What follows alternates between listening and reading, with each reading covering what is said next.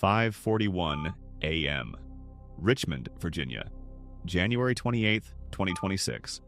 47 federal agents in full tactical gear lined up behind a strip mall on Broad Street.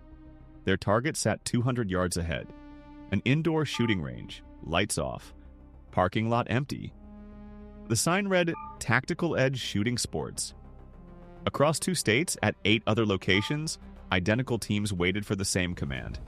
The order came at 5:43 a.m. All 9 locations hit simultaneously. What agents found beneath the Richmond range would rewrite the ATF's understanding of domestic arms trafficking. A tunnel system, subfloor weapons vaults, and a customer database containing over 19,000 identities. Every single one fabricated. Total operation value, $340 million. Weapons recovered at crime scenes tied to Tactical Edge in a single year, over 1,100. The owner was a decorated former Marine. He had built this network over 6 years without triggering a single compliance flag. This is Operation Iron Circuit. To understand how it started, go back to October 2025. An ATF field analyst named Patricia Rowe sat in the agency's National Tracing Center in Martinsburg, West Virginia. Her job was pattern recognition. Every firearm recovered at a crime scene in the United States gets traced through this facility. Origin, manufacturer, first retail sale. Rowe had been doing this work for 11 years. On October 14, 2025, she ran a routine quarterly report on high-volume retail tracebacks across the eastern seaboard. The system flagged one retailer immediately. Tactical Edge Shooting Sports, 9 locations, Virginia and North Carolina. The number was 1,147. That was how many firearms recovered from crime scenes in the past 12 months, traced back to original purchases at Tactical Edge stores. Rowe checked comparable retailers. Large chains with dozens of locations averaged 25 to 30 tracebacks per year. Regional dealers with similar volume averaged 8 to 15. Tactical Edge was running at 40 times the highest comparable rate. Rowe flagged the finding to her supervisor. He escalated it the same day. Within 72 hours, the data sat on the desk of ATF Assistant Director Colin Bradford in Washington. Bradford pulled Tactical Edge's federal firearms license records. All 9 locations held active FFLs. All had passed their most recent compliance inspections. 2 locations had received commendations for record-keeping accuracy. The Richmond flagship had hosted ATF-sponsored community safety events. On paper, this was one of the most compliant firearms retailers on the East Coast, but the trace numbers were impossible. No legitimate business produces that volume of crime-linked sales. Not at that rate. Not in 1 year. Bradford authorized a preliminary investigation, a TF case designation, Iron Circuit. The man behind Tactical Edge was Derek Holt, age 44, born in Norfolk, Virginia, enlisted in the Marine Corps at 18, served 2 tours in Afghanistan, received a Bronze Star for actions during the Battle of Marja in 2010, honorably discharged in 2014 with the rank of Staff Sergeant. After discharge, Holt used his VA benefits and personal savings to open the first Tactical Edge location in Richmond in 2019. The concept was upscale indoor shooting, climate-controlled lanes, premium rental firearms, a retail shop, and a lounge area. Memberships ranged from $89 to $349 per month. Concealed carry classes ran every weekend, corporate team building packages, birthday party lanes for supervised youth groups. The business grew fast.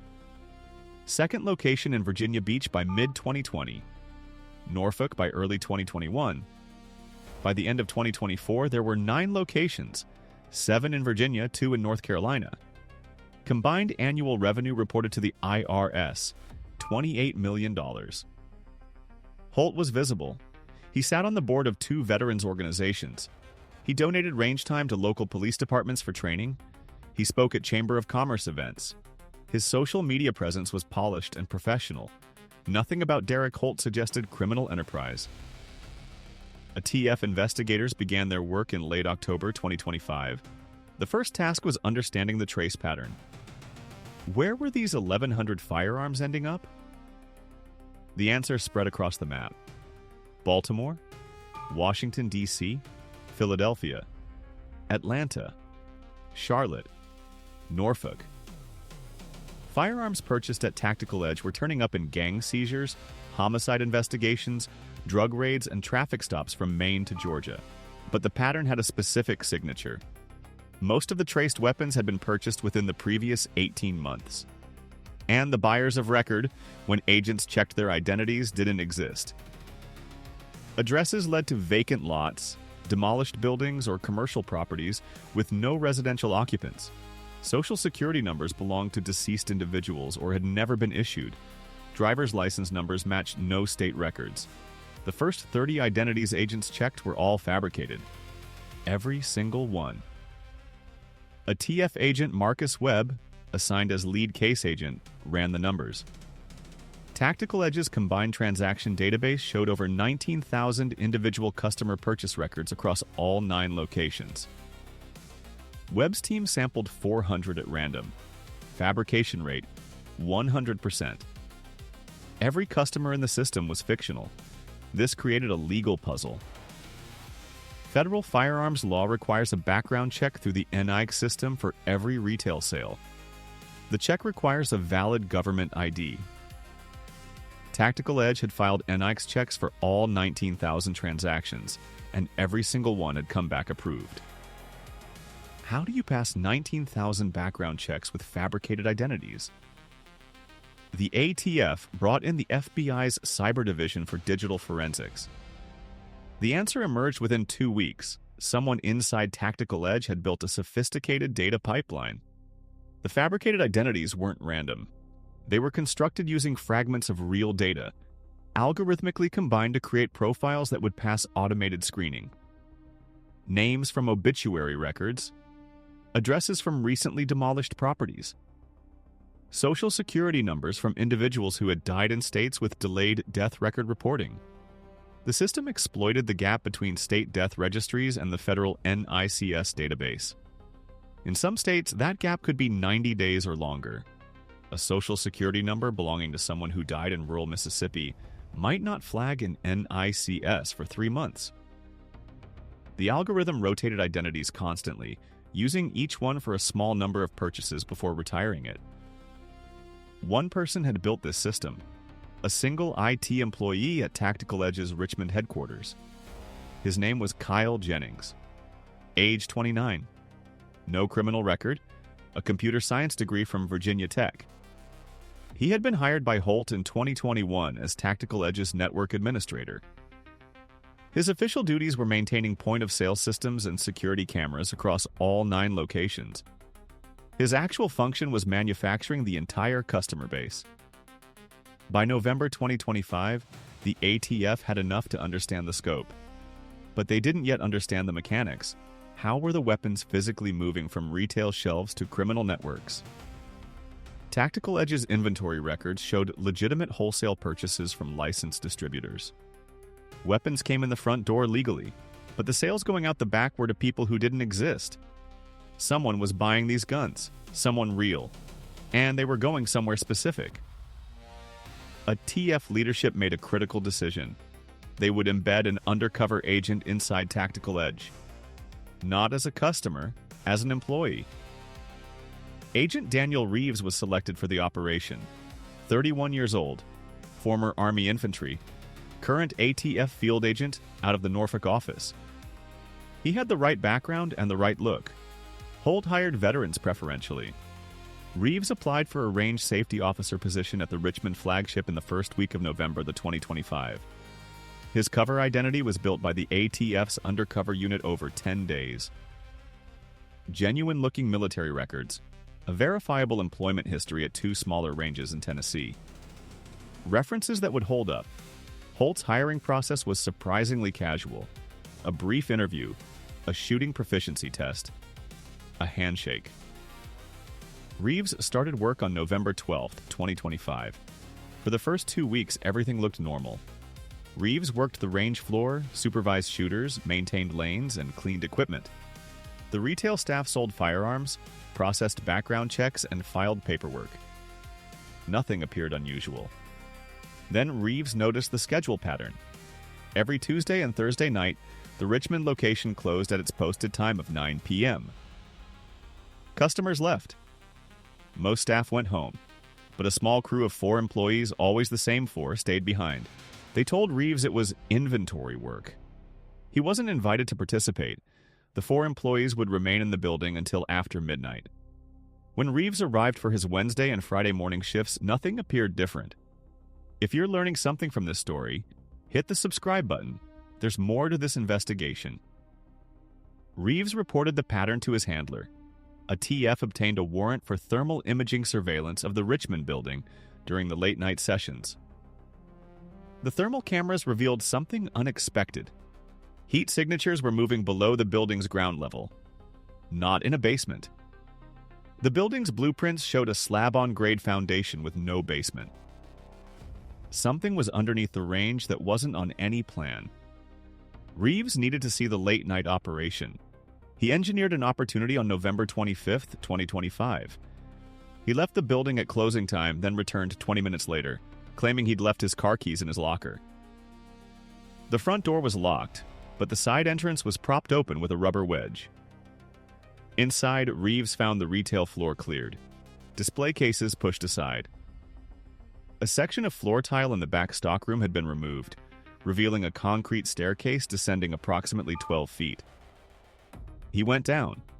Below the Richmond tactical edge was a tunnel system, approximately 200 feet of reinforced concrete corridor running from beneath the stockroom to a point beneath the adjacent commercial property, a vacant space that had once been an auto parts store. At the far end of the tunnel, a ramp led up to a loading area at the back of the vacant building. Inside the tunnel, steel racks held firearms, hundreds of them, handguns and rifles organized by type, tagged with colored zip ties. At the far loading area, 4 HVAC service vans were parked. White. Generic magnetic signs on the doors reading, Capital Climate Solutions. Reeves counted weapons on the racks. He estimated between 300 and 400 firearms visible. He photographed everything he could with a concealed camera, spending 11 minutes underground before retreating. Those 11 minutes changed the trajectory of the investigation. ATF now understood the physical pipeline. Weapons purchased through the retail front with fabricated identities were moved downstairs into the tunnel. From the tunnel, they were loaded into the HVAC vans for distribution. The vans, disguised as heating and cooling service vehicles, could park at residential and commercial addresses across the region without attracting attention. A fleet of HVAC vans making service calls. That was the delivery mechanism. No one looks twice at a climate control technician carrying equipment cases into a building. The investigation accelerated. FBI joined formally under a joint task force agreement on December 3, 2025. FBI Special Agent Christine Park was assigned as co-lead. The expanded team now had access to FBI surveillance resources, FISA capabilities, and the Bureau's organized crime intelligence databases.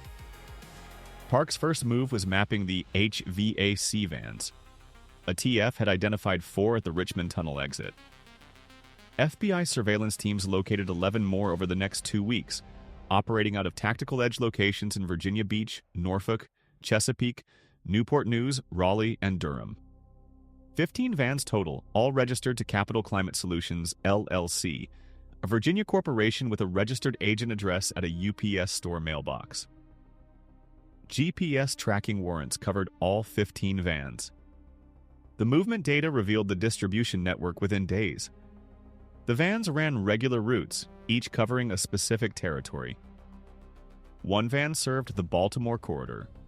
2 covered Washington, D.C. and its Maryland suburbs. 1 ran a loop through Philadelphia. 3 covered the Atlanta metro area.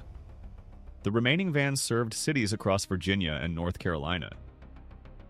Delivery points were residential addresses, parking lots, and small commercial buildings. FBI field teams conducted discrete surveillance at 12 delivery locations. The pattern was consistent. The van would arrive. A person, always a different person, would approach the van. a brief exchange. The person would leave carrying a bag or case. The van would continue its route. Each van made between 3 and 7 deliveries per run.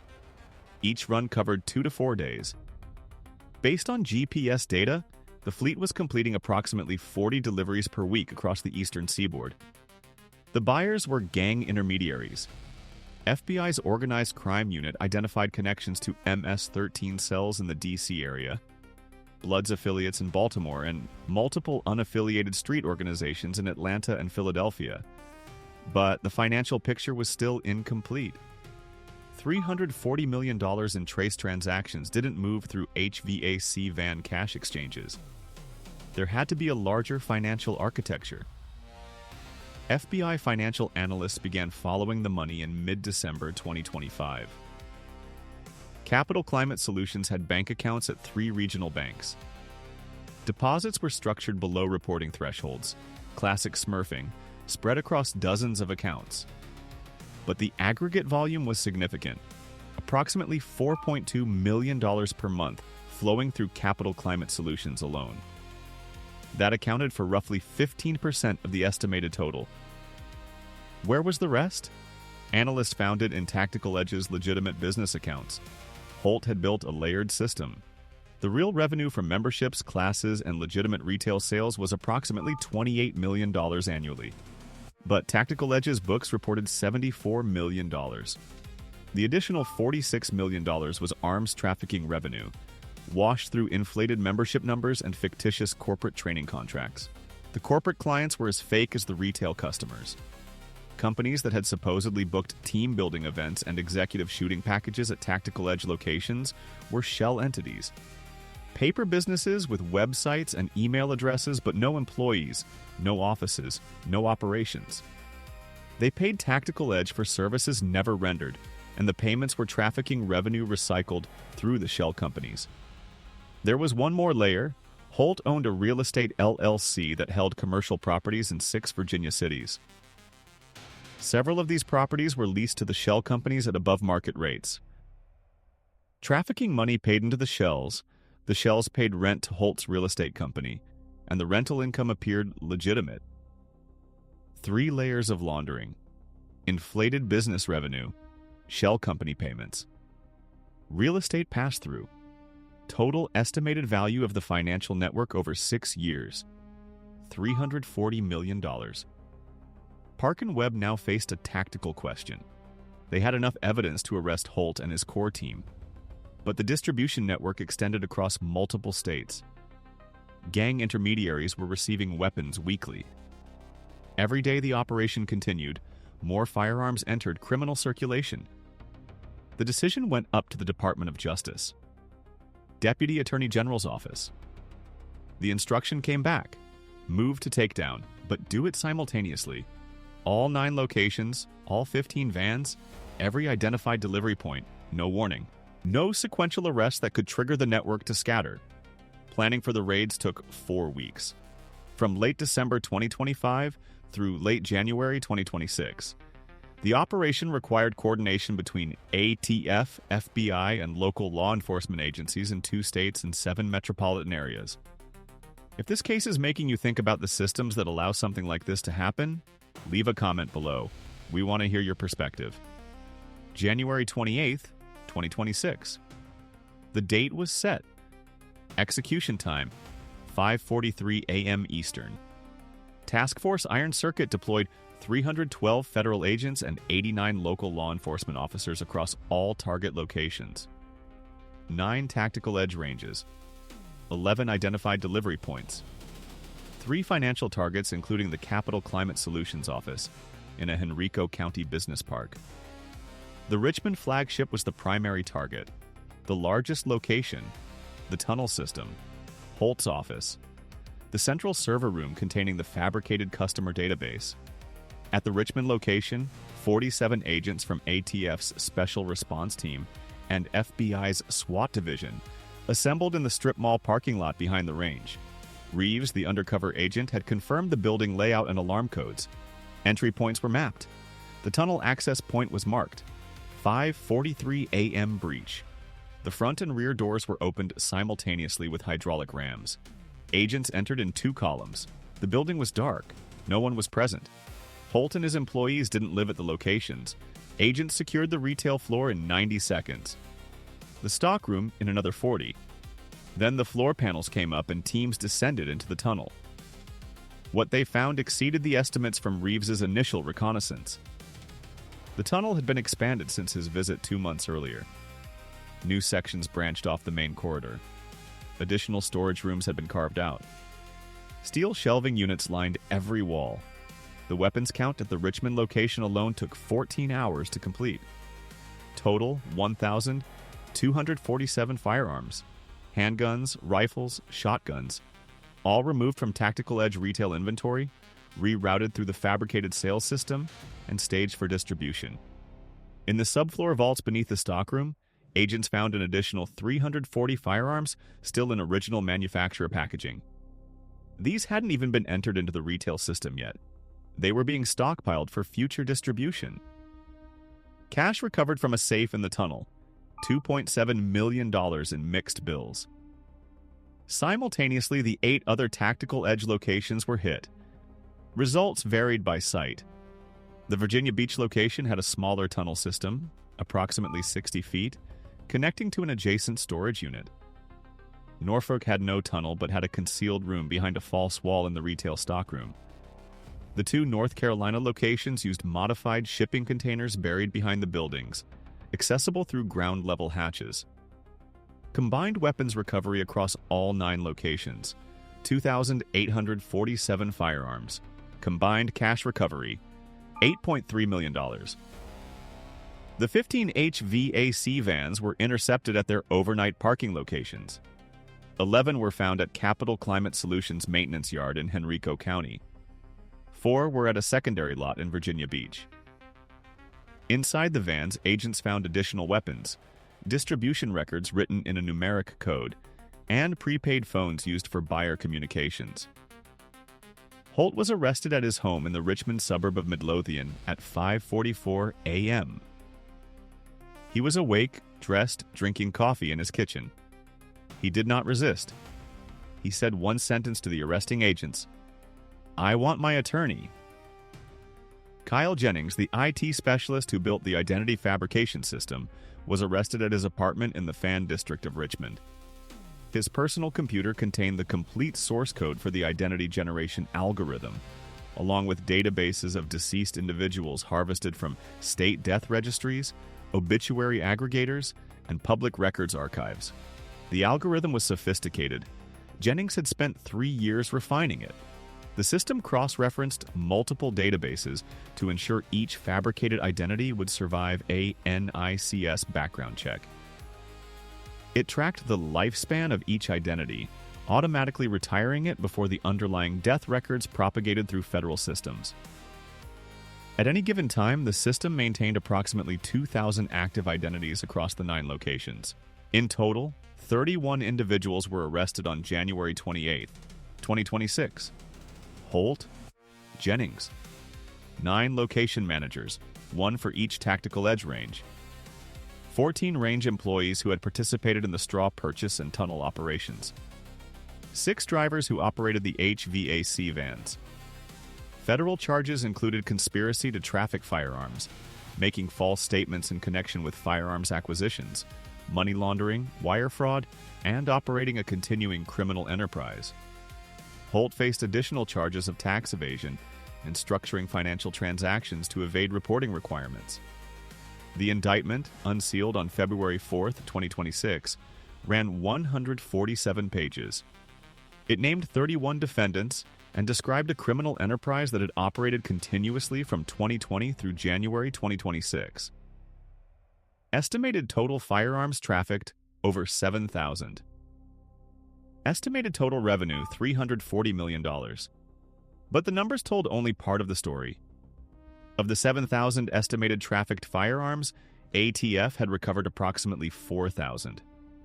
At the 9 Tactical Edge locations in the HVAC vans, and through prior crime scene recoveries. That left roughly 3,000 weapons unaccounted for. Still circulating. in criminal hands across a dozen states, and the distribution network's buyer side remained largely intact. The 31 arrests targeted the supply chain. The gang intermediaries who purchased the weapons were identified in many cases, but not all. FBI estimated that Tactical Edge had supplied firearms to more than 40 distinct criminal organizations. As of February 2026, arrest warrants had been issued for 19 intermediary buyers. 11 had been apprehended. 8 remained at large. The financial recovery was similarly incomplete. Of the $340 million in estimated trafficking revenue, federal seizures accounted for approximately $47 million. The HVAC van operation, bank accounts, Holt's real estate holdings, cash from the tunnels and vaults. But nearly $300 million had been dispersed through the network over 6 years. Much of it was spent. Some was invested in assets that couldn't be traced. Some likely moved offshore through cryptocurrency exchanges that Jennings had configured. One detail from the investigation remained unexplained. During the forensic examination of Tactical Edge's servers, FBI cyber analysts found encrypted communications between Jennings and an unidentified individual using the handle Foundry. The communications, dating back to early 2020, contained technical specifications for the identity fabrication system. Foundry appeared to have provided Jennings with the initial concept and several key database sources. Foundry's identity was never established. The communications routed through a series of VPN endpoints in Eastern Europe.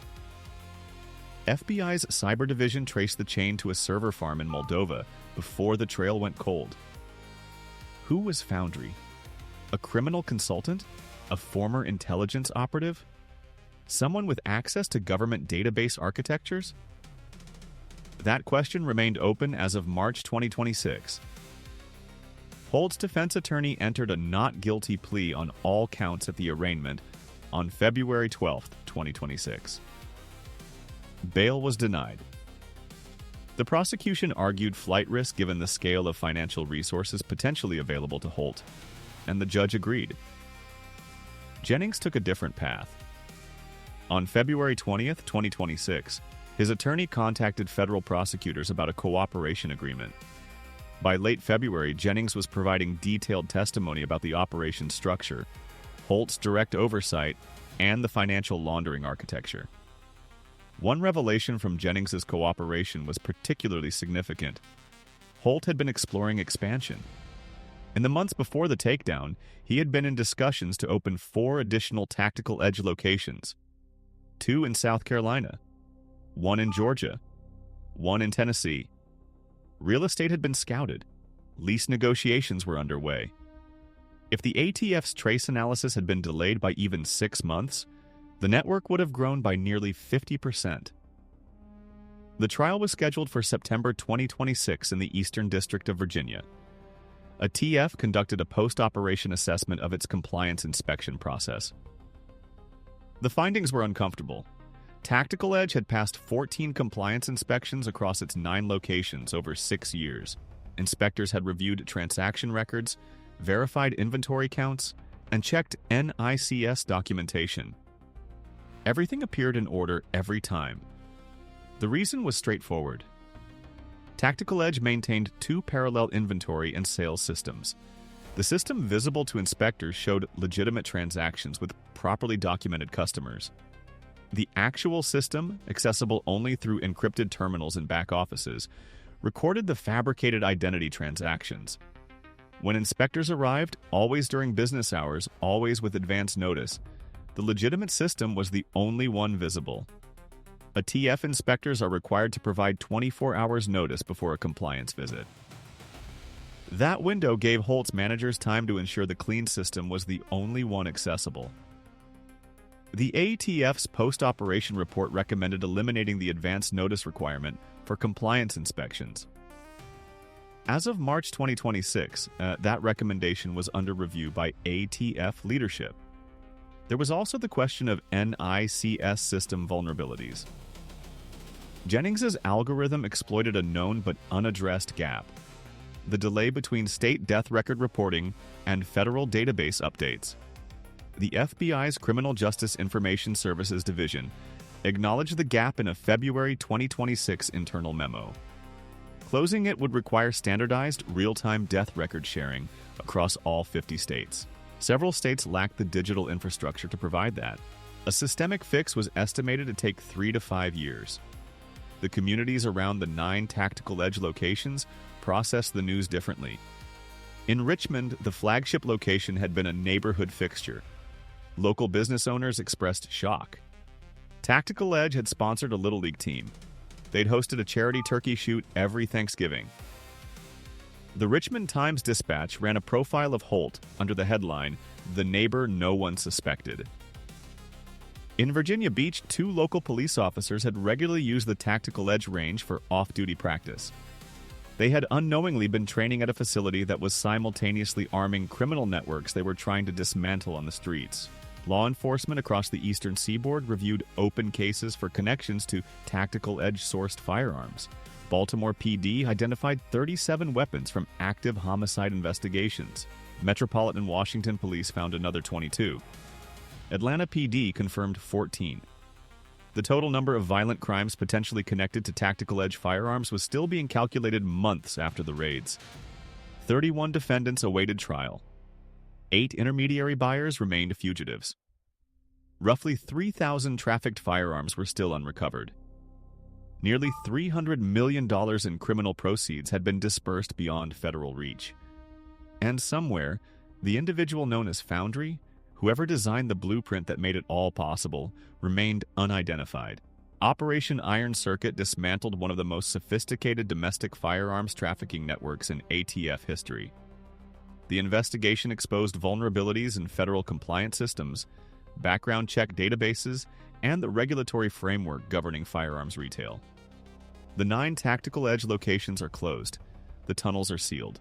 The HVAC vans are in federal impound lots. The weapons they distributed are still out there,